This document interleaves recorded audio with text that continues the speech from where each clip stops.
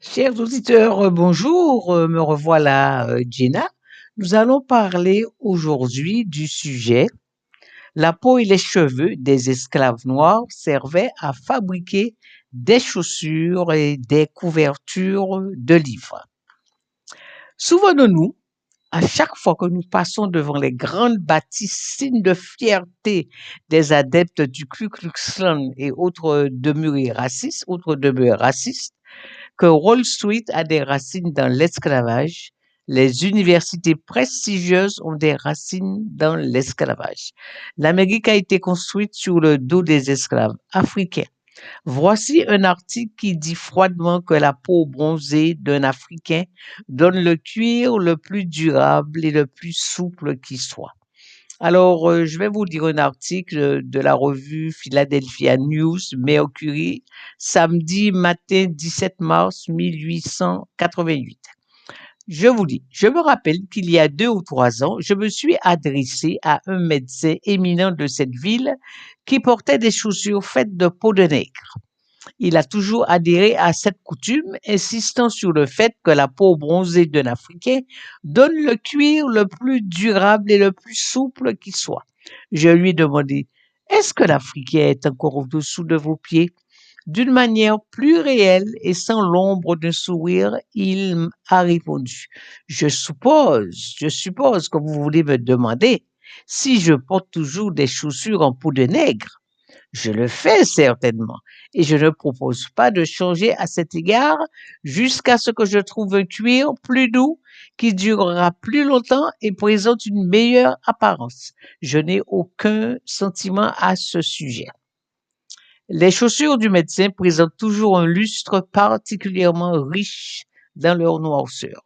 Il m'assure qu'il ne blesse jamais ses pieds.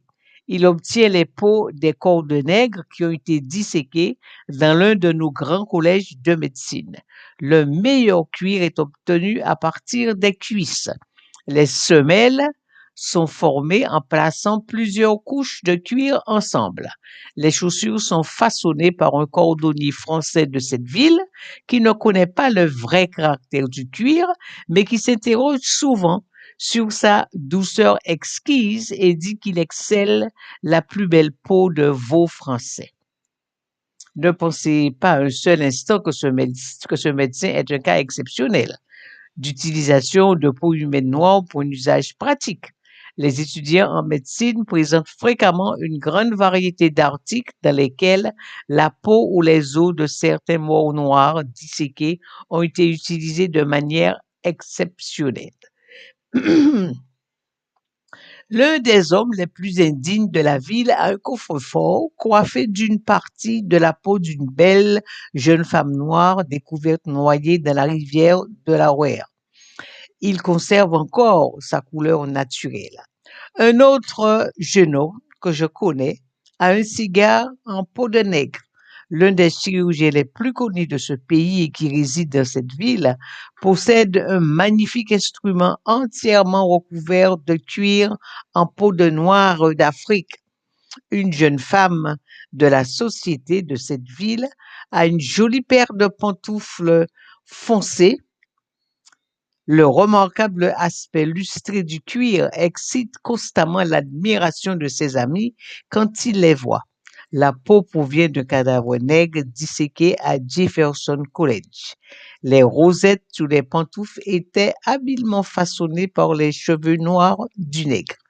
Alors, ça vient de Agora African Info, hein. De nos jours, depuis plusieurs années, des milliers de Noirs meurent noyés en tentant au péril de leur vie de traverser la Méditerranée pour essayer de trouver une vie meilleure en Europe, parce que leur pays est mis à mal, dévasté par les multinationales occidentales.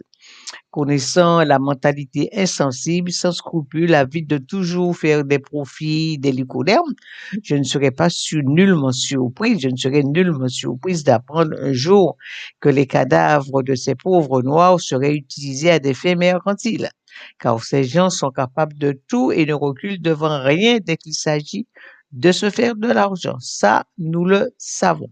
Alors voilà des chaussures en peau de nègre J'avais vu en haut aussi, nous avons vu en haut des chaussures en peau de nègre et il est écrit: «La peau bronzée d'un Africain rend le cuir plus durable et le plus souple connu de l'homme, que l'homme connaisse». Voilà, je vous remercie, de m'avoir écouté. Je vous souhaite une bonne continuation.